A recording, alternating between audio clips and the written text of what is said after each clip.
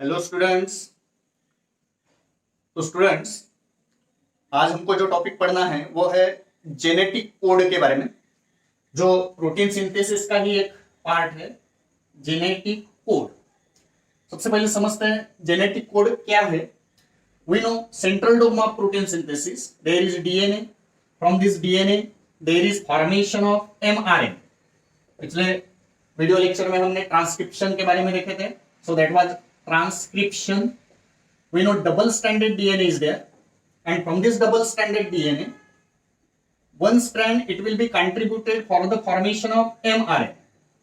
DNA पर अगर DNA के template strand पर suppose there is T, A, C, G such type of the nitrogen base, here on this mRNA the nitrogen bases it will be T2U, A2U, T2A, C2G, G2C like that. Okay. तो nitrogen bases from DNA they will be copied on this mRNA. अब mRNA के जो nitrogen bases के sequence है, they will decide the sequence of amino acid. वो decide करेंगे आगे sequence of amino acid to form particular type of protein. ठीक है, तो डीएनए के नाइट्रोजन बेसेस के सीक्वेंस है न्यूक्लियोटाइड सीक्वेंस जैसे रहेंगे, उसके कॉम्प्लीमेंट्री एमआरएनए के सीक्वेंसेस रहेंगे नाइट्रोजन बेसेस के, और जैसे एमआरएनए के नाइट्रोजन बेसेस है न्यूक्लियोटाइड सीक्वेंसेस है, वैसे अमीनो एसिड लिंक होते जाएंगे ट्रांसलेशन में। ओके, तो इसका मतलब पर्टिकुलर प्रोटीन फॉर्मेशन से रिलेटेड कौन इंपॉर्टेंट है, एमआरएनए या डीएनए के नाइट्रोजन बेसेस के सीक्वेंस। ओके, तो ये जो सीक्वेंसेस ऑफ नाइट्रोजन बेसेस है which is present on this DNA और mRNA, they are now known as genetic code. उसको कहा जाता है जेनेटिक कोड। देखिए फिर से एक बार, जेनेटिक कोड को कैसे हम डिफाइन करेंगे।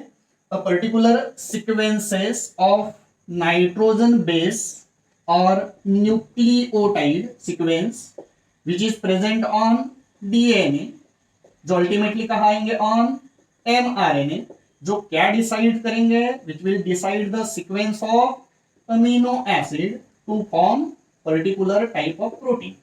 Such type of the sequences of nitrogen bases or nucleotide sequences which are present on this DNA और mRNA, they are now known as genetic code.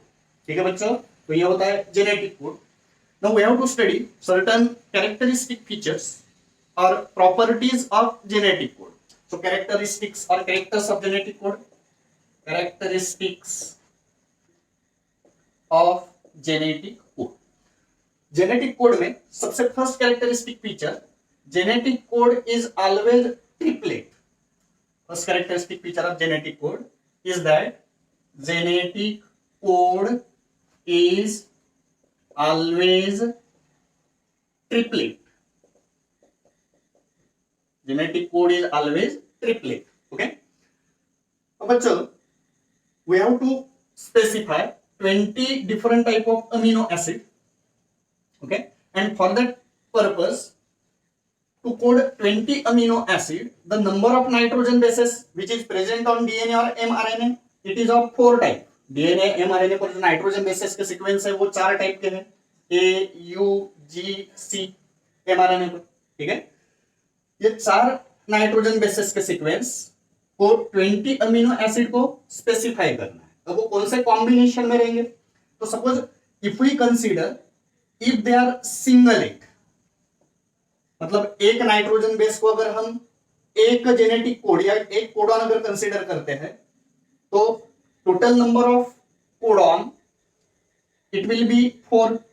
ये एक कोडॉन, दूसरा, तीसरा, चौथा, there will be total 4 codon, and 4 codon have to specify what, 20 amino acid. The number it is not adequate, the number it is not proper, it cannot be happen, cannot be occur. 4 codon they cannot specify 20 amino acid, and therefore it is not singlet, it is not made up of one nitrogen base. ठीक है बच्चों. Second one, if it is now doublet, means suppose if 2 nitrogen base they will form one codon. Suppose there is like AU or AG or AC. Okay, अगर ऐसा करते हैं कि 2 nitrogen base मिलके एक कोडॉन अगर होता है, तो टोटल नंबर ऑफ कोडॉन्स कितने बनेंगे इस कॉम्बिनेशन में, चेक कर सकते हैं हम. पनेट स्क्वायर के बारे में हमको पता है, उस मेथड से हम चेक कर सकते हैं कि suppose there is AUGC, okay, AUGC. So in this way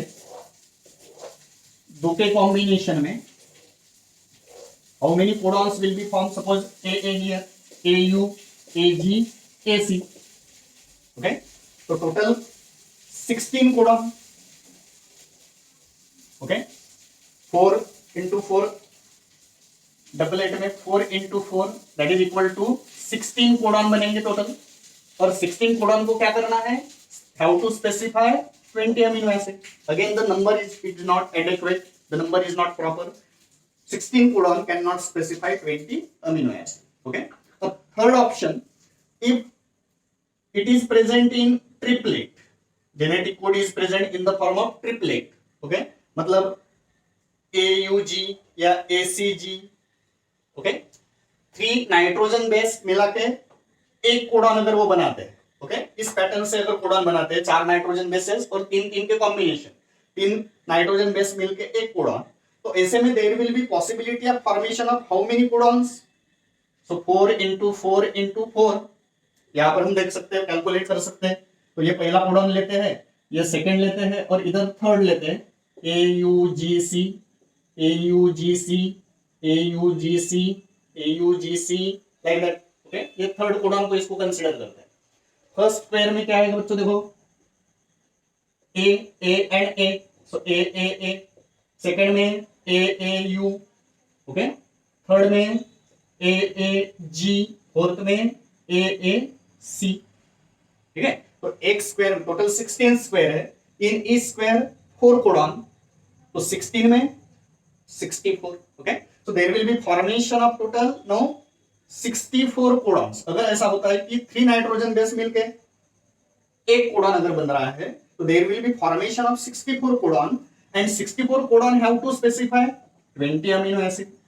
The number it is adequate, the number it is sufficient, more than sufficient to specify 20 amino acid, and therefore genetic code is always a triplet. genetic code जो होता है वो triplet होता है. It is not singlet, not made up of 1 nitrogen base, it is not doublet, it is not made up of 2 nitrogen base, but it is triplet, means it is made up of 3 nitrogen bases. So it is present in the form of codon, and codon it is a group of 3 nitrogen bases. ठीक है बच्चों, तो ये first property of genetic code.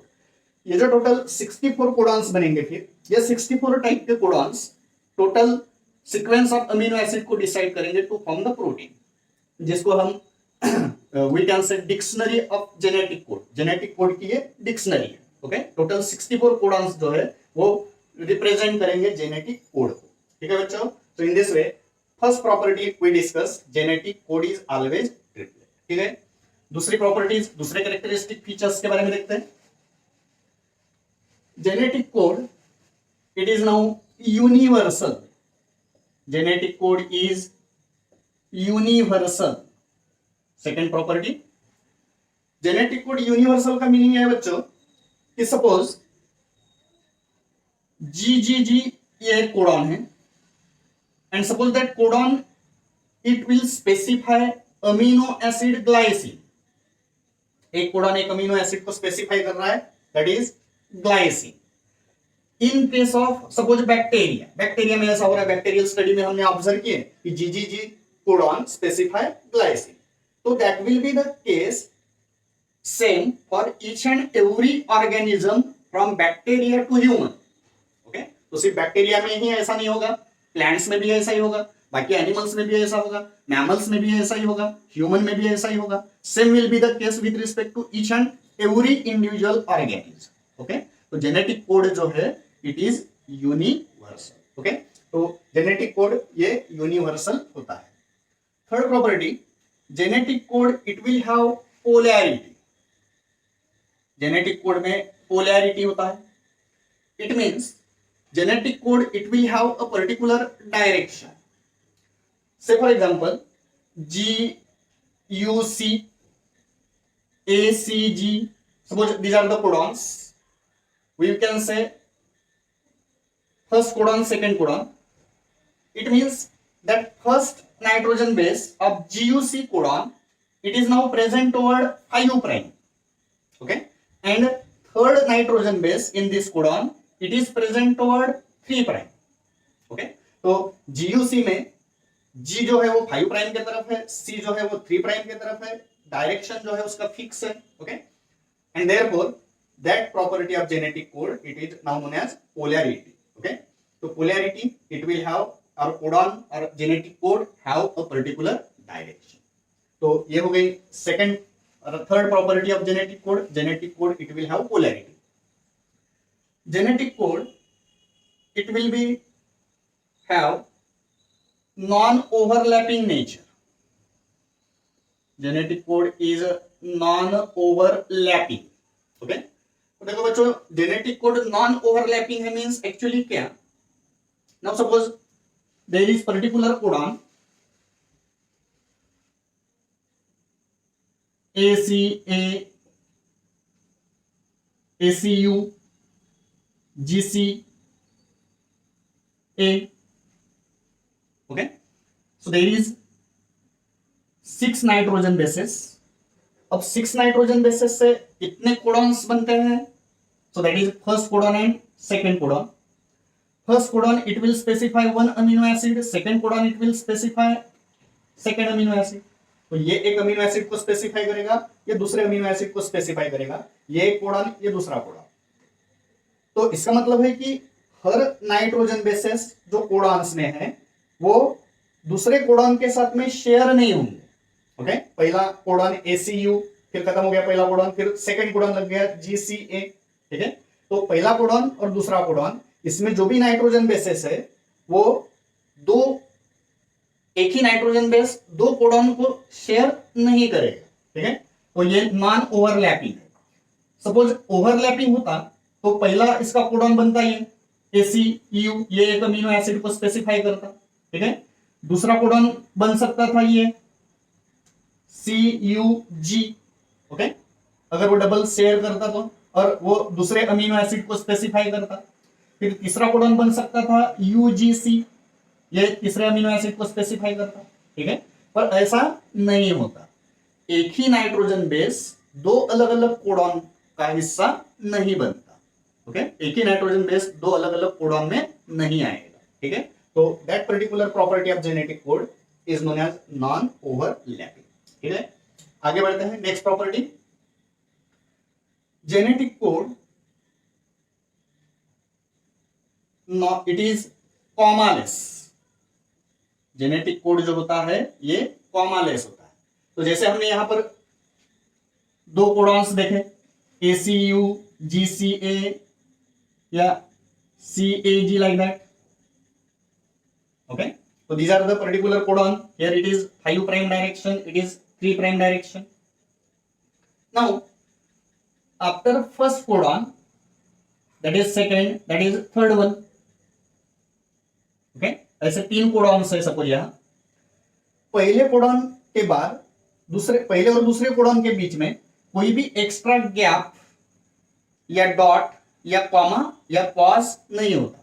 Okay, जितना distance CU में रहेगा, जितना distance G और C में रहेगा, उतना ही डिस्टेंस U और G में भी रहेगा. बात समझ में आ रही बच्चों? पहला कोडॉन हो गया, फिर दूसरा कोडॉन, फिर थर्ड कोडॉन. तो पहला कोडॉन और दूसरे कोडॉन के बीच कोई एक्स्ट्रा स्पेस या कॉमा या डॉट या फुल स्टॉप ऐसा नहीं होता. ओके, जितना स्पेस C और U में है, पहले कोडॉन के दो नाइट्रोजन बेसेस में है, उतना ही डिस्टेंस U और G पहले और दूसरे कोडॉन के बीच में. ओके, तो कोई एक्स्ट्रा स्पेस दो कोडॉन के बीच में नहीं होता. कोडॉन जो नाइट्रोजन बेसेस है कोडॉन्स में, वो ऐसे कंटिन्यूअस होते हैं. Okay, that is now known as genetic code is commaless. Okay, so that is property commaless. Next property, genetic code is degenerate. So that is important property of genetic code. Why genetic code is degenerate ऐसा पूछा जाता है, या explain degeneracy of genetic code, ऐसे question आता है. तो degenerate property क्या है? जेनेटिक कोड जो होती है वो degenerate होती है. मीन्स क्या है?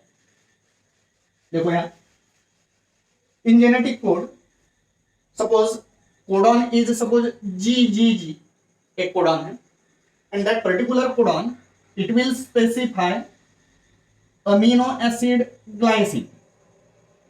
GGG, it is one codon, and that codon specify amino acid कौन सा? Glycine. Okay. Now, glycine again it can be specified by GGU also specify glycine, GGC also specify glycine, GGU, GGA it will also specify glycine or code glycine.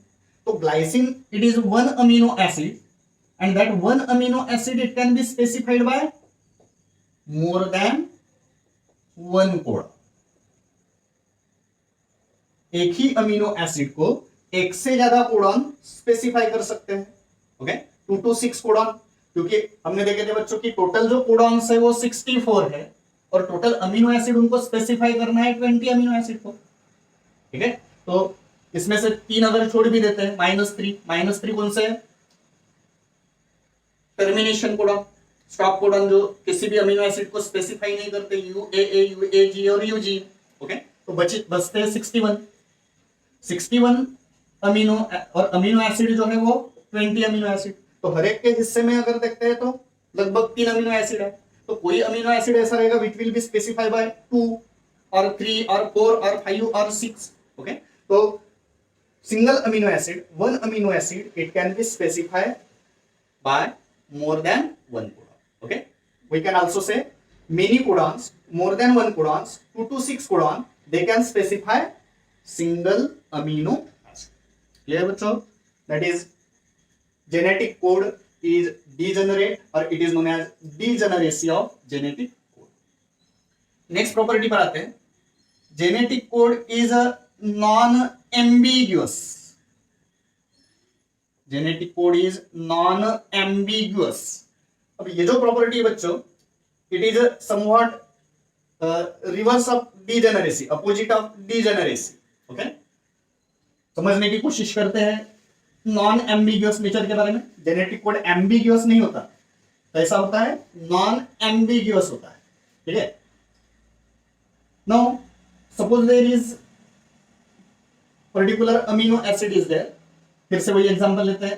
Glycine is there, it is particular amino acid and it will be specified by GGG, that is codon, that is amino acid, it is codon. Now GGG specify glycine, particular codon specify particular amino acid. Now GGG cannot specify any other amino acid. Glycine के अलावा GGG किसी और amino acid को specify code नहीं कर पाएगा. वो valine को या लाइसिन को या आर्जिनिन को ऐसे किसी भी दूसरे अमीनो एसिड को स्पेसिफाई नहीं कर पाएगा. GGG स्पेसिफाई करेगा तो करेगा किसको करेगा? सिर्फ ग्लाइसिन को ही करेगा. क्लियर? यहां पर ये प्रॉपर्टी में हमने देखे थे कि glycine it can be specify by more than one codon. Okay, but one codon cannot specify more than one amino acid. समझ में आ रहा बच्चों? One codon can specify only one type of amino acid, not more than one amino acid. एक codon एक type के ही amino acid को specify करेगा, एक से ज्यादा टाइप के अमीनो एसिड को स्पेसिफाई नहीं कर पाएगा. ये हो गया नॉन एम्बिगुअस नेचर. ये non ambiguity, non ambiguous nature. Okay, और बहुत सारे कोडॉन्स एक अमीनो एसिड को स्पेसिफाई कर सकते हैं. ये हो गया डीजेनरेसी. क्लियर बच्चों? तो that is degeneracy and that particular property it is known as non ambiguous nature. Okay, तो these are the certain characteristic feature regarding with genetic code. Okay, hope आपको ये टॉपिक समझ में आया होगा.